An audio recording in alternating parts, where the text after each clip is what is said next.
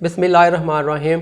Viewers, आज जो constitutional case जिस पर हम बात करेंगे उसका टाइटल है दोसू केस, और इसका जो रेफरेंस है इस केस जो केस लॉ का वो PLD 1958 सुप्रीम कोर्ट, और इसका पेज नंबर 533 है।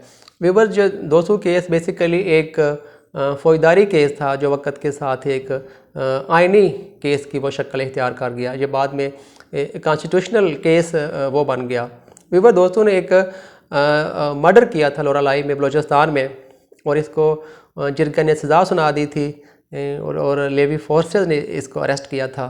इसके वीवर जो रिश्तेदार थे उन्होंने लाहौर हाई कोर्ट में एक रिट पटिशन फाइल की थी, अपनी हेबियस कॉर्पस और सर्चरारी की रिट फाइल की थी, और उन्होंने ग्राउंड ये ली थी कि जो FCR है, इसका जो कानून है, इसकी जो प्रोविजन हैं वो आईने पाकिस्तान से वो इनकन्सिस्टेंट है, वो कंट्राडिक्टरी हैं।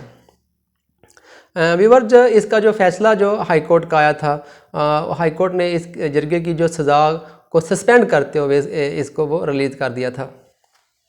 अब व्यूअर्स, इस वक्त के जो सर्कमस्टेंसेस हैं, जो फैक्ट हैं उस वक्त के केस के, जो उस वक्त के फैक्ट एंड सर्कमस्टेंसेस हैं, इस पर हम पहले बात कर लेते हैं।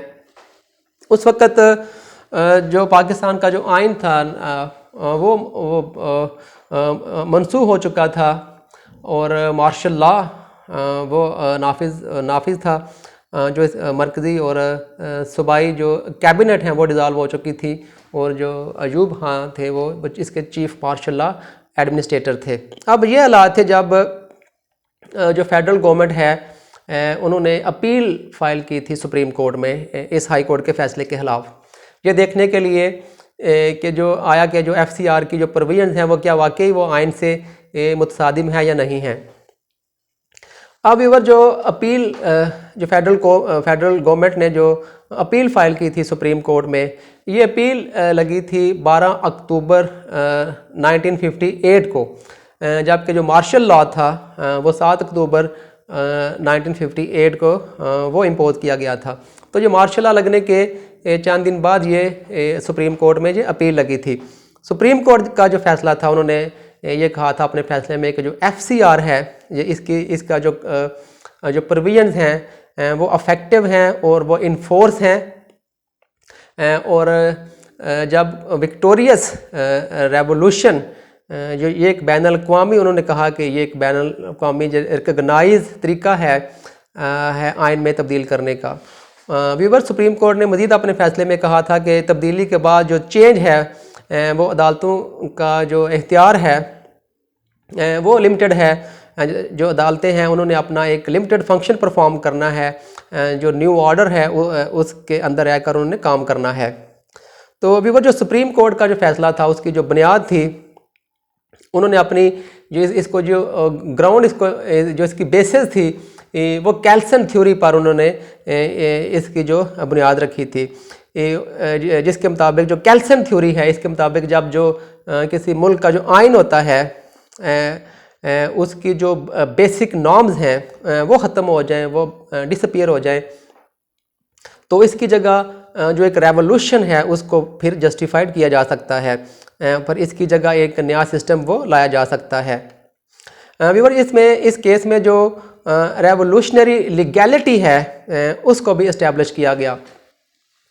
अब व्यूअर्स, हम बात करते हैं कि जो उस वक्त के चीफ मार्शल लॉ एडमिनिस्ट्रेटर थे, उन्होंने एक ऑर्डर भी प्रोमलगेट किया था जिसका नाम था law continuance in force order 1958।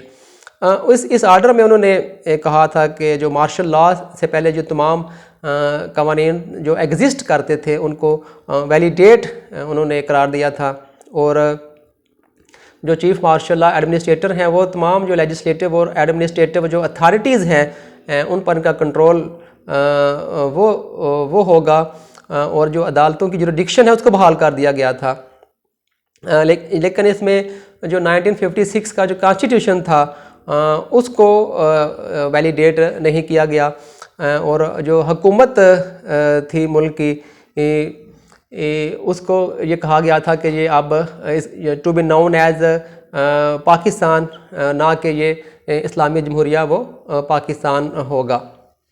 अब व्यूअर्स, हम आखिर में बात करते हैं जो इसके जो सुप्रीम कोर्ट का जो फैसला था, इस केस के जो अफेक्ट थे वो क्या असरात जो वो सोसाइटी पर, जो उस वक्त की जो अदलिया थी, जो उस वक्त का जो सिस्टम था, इस पर जो इस फैसले के असरात क्या थे। व्यूवर्स, एक तो जो मुल्क था वो आइन से महरूम हो गया था, मुल्क में मार्शल लॉ का नफाज था, जो जमहूरी अमल था वो साबुताज हो चुका था और FCR को वैलिडेट करार दिया गया था और जमहूरी अमल को नुकसान पहुंचा था और अदालतों ने जो 1958 का ऑर्डर था उसको भी वो तस्लीम किया था। तो व्यूवर, ये हमारा आज का 200 केस था जिस पर हमने आज मुख्तसर बात की है। उम्मीद है आपको वीडियो पसंद आएगी। वीडियो को लाइक और शेयर कर दें, चैनल को सब्सक्राइब कर लें। टेक केयर, अल्लाह हाफिज़।